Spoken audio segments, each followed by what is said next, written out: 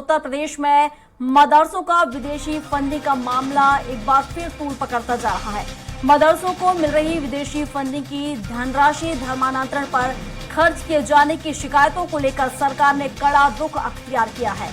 सरकार ने करीब 4000 से अधिक मदरसों की जांच एसआईटी से कराने का फैसला किया है। आतंक विरोधी दस्ता यानी एटीएस के एडीजी मोहित अग्रवाल की अध्यक्षता में गठित एसआईटी अब मदरसों को मिल रही विदेशी फंडिंग की जांच करेगी। तो बड़ी खबर आपको बता रहे हैं, मदरसों को लेकर लगातार देखा है कि यहां पर जांच पड़ताल की जा रही है। अब 400 मदरसों की जांच करेगी एसआईटी। तो सूबे के कुछ मदरसों पर घुसपैठ कराने के भी आरोप हैं, जिसके चलते यहां पर विदेशी फंडिंग की धनराशि से धर्मांतरण की जांच होगी। और इस पर विस्तार से जानकारी के साथ उत्तर प्रदेश स्टेट एडिटर राघवेंद्र त्रिपाठी जी हमारे साथ जुड़ चुके हैं। राघवेंद्र जी, विदेशी फंडिंग के चलते अब देखा जाए तो सिलसिलेवार एसआईटी जांच करेगी मदरसों की, क्या कुछ अपडेट? देखिए प्रियंका जी, मदरसों का मामला उत्तर प्रदेश में लंबे समय से चल रहा है। 1 साल पहले योगी सरकार ने निर्णय लिया गया था, जो गैर अनुदानित मदरसे हैं या अनुदानित मदरसे हैं, इनमें शैक्षणिक कार्य किस तरह से होते हैं। उस समय तमाम हो हल्ला मचा था। अल्पसंख्यक समुदाय के जो संगठन, उन्होंने साफ कहा था कि हमारा दीनी तालीम का अड्डा है, इसमें हम क्या पढ़ाते हैं क्या नहीं पढ़ाते हैं, इससे सरकार को कोई लेना देना नहीं हो सकता है। लेकिन सरकार ने भी कहा कि आप उत्तर प्रदेश में अगर मदरसा चला रहे हैं, भले ही सरकारी एड उसको न मिल रहा हो, लेकिन क्या पढ़ा रहे हैं क्या कर रहे हैं इसकी जानकारी रखना सरकार के लिए बहुत जरूरी है। उस समय सर्वे कराया गया था, 4700 मदरसे ऐसे पाए गए थे जिनकी मान्यता नहीं थी, लेकिन वह संचालित किए जा रहे थे।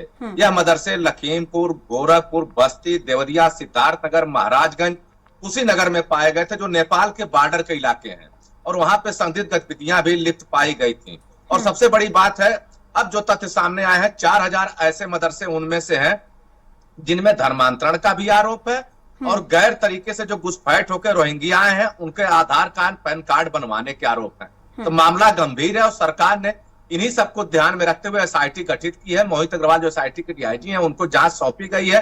इसमें समाज कल्याण विभाग, अल्पसंख्यक विभाग के अधिकारियों को भी लगाया गया है। चूंकि नेपाल का सीमावर्ती इलाका है, नेपाल से घुसपैठ लगातार की जा रही है। ऐसी इनपुट्स खुफिया एजेंसियों ने उत्तर प्रदेश सरकार को दी थी, उसके बाद से फिर जांच तेज की जा रही है। और सबसे बड़ी बात, जो अल्पसंख्यक समुदाय के संगठन के लोग हैं, वह बार बार इसी बात पर एतराज करते हैं कि हमको पैसा कहां से आता है, कैसे आता है, इससे सरकार का लेना देना नहीं हो सकता है। लेकिन सरकार बार बार यही कह रही है कि अगर आप विदेशी फंडिंग ले रहे हैं, गैर कानूनी तरीके से ले रहे हैं, तो उसकी जानकारी होना सरकार को है और सरकार इस पे कार्रवाई भी करेगी। अब एसआईटी जांच करेगी, एसआईटी संबंधित व्यक्तियों से पूछताछ करेगी, जो मदरसा संचालक लोग हैं, जिन लोगों को घुसपैठ कराया गया, जिन जिन मदरसों से धर्मांतरण का काम किया गया, उन सबको जवाबदेही तय की जाएगी और आगे कार्रवाई सुनिश्चित की जाएगी। भला मदरसा बोर्ड ने बहुत पहले एक एडवाइजरी जारी की थी कि बिना मान्यता के मदरसों को न चलवाएं, कम से कम मदरसा बोर्ड को सूचित जरूर कर दें। लेकिन कई जिले ऐसे हैं जहां पर हजारों मदरसे ऐसे हैं जिसपे कोई अता पता नहीं कि कौन संचालक है, कौन लोग यहाँ पढ़ते हैं, क्यों चलाया जा रहा है, इसका कोई लेखा जोखा नहीं है। हाँ, यह बात एसआईटी, इसके पहले खुफिया एजेंसियों ने एसआईटी को दी है कि रोहिंग्या मुसलमानों को यहाँ पर लाकर कुछ दिन रखा गया, उसके बाद उनके फर्जी आधार कार्ड पैन कार्ड बनाकर विदेशों तक भेजे गए हैं। तब इन सब मामलों की जांच होगी और आने वाले दिनों में इस पर बड़ा एक्शन लिया जाएगा।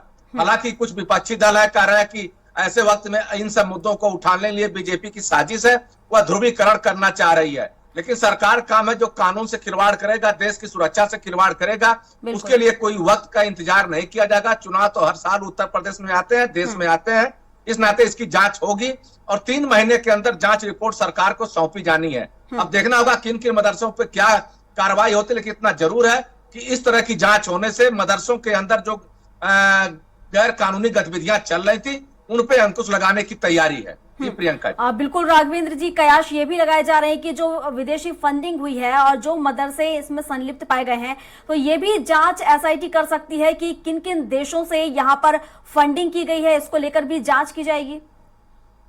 निश्चित तौर पे, चूंकि जो विदेशों से पैसा आया है, अकाउंट में आया है, हालांकि कुछ धार्मिक मौलाना यह कह रहे हैं कि वो जकात के पैसे, लेकिन जकात का पैसा भी अगर भारत आ रहा है तो एक नियम कायदे के तहत आएगा। एटीजी का उसको मान्यता होनी चाहिए, उसके लिए बाकायदा सभी प्रोसेस है। लेकिन सरकार को अंधेरे में रखकर अगर इस तरह के पैसा विदेश से आ रहा है, निश्चित तौर पर अगर कोई विदेशी किसी देश के दूसरे देश में मदद करता तो उसका निहित स्वार्थ होता है, उन देशों का स्वार्थ क्या है कि उत्तर प्रदेश में मदरसों को मदद कर रहे हैं, इसकी जांच अहम है। इसी मुद्दे पे जांच ही होनी है कि आखिर जो सऊदी अरब, ईरान जैसे तमाम देश हैं वह क्यों भारत के मदरसों को मदद कर रहे हैं, उसके पीछे उनकी मंशा क्या है। उस मंशा को जानने की सरकार कोशिश कर रही है और वह मंशा साफ होते ही पता चल जाएगा कि जो अवैध धर्मांतरण का मामले प्रकाश में आए हैं उन पे क्या कार्रवाई की जाए। जिस तरह से घुसपैठ कराया गया है, फर्जी तरीके से आधार पैन कार्ड बनाए गए हैं, उन पे क्या कार्रवाई होती, कौन कौन लोग हैं, किन किन देशों में भेजे गए हैं और भारत के किन किन राज्यों में ऐसे लोग अवैध घुसपैठ करके रह रहे हैं, इन सब की जानकारी होनी बहुत जरूरी है। इसी नाते एसआईटी को जांच दी गई है। एसआईटी एक तरह से आतंक विरोधी दस्ते की तरह है, यह आतंक की भी जांच करता है। अब देखना होगा कि इन मदरसों के जो संचालक हैं क्या जवाब देते हैं। लेकिन एक चरण का जांच पूरी हो चुकी है, दूसरे चरण की जांच की जा रही है ताकि जो अनियमितताएं उनको सामने लाया सके और ऐसे मदरसों के ऊपर कार्रवाई की जा सके। बिल्कुल राघवेंद्र जी, हालांकि जैसा कि आपने बताया 3 महीनों के अंदर ये पूरा मामला निपटा लिया जाएगा, तो 3 महीनों के बाद देखने वाली बात होगी कि कौन कौन से देश होंगे जहां से यहां पर पैसा आ रहा है और क्या कुछ अपडेट इसमें निकल कर आएगा। फिलहाल शुक्रिया आपका तमाम जानकारियों के लिए।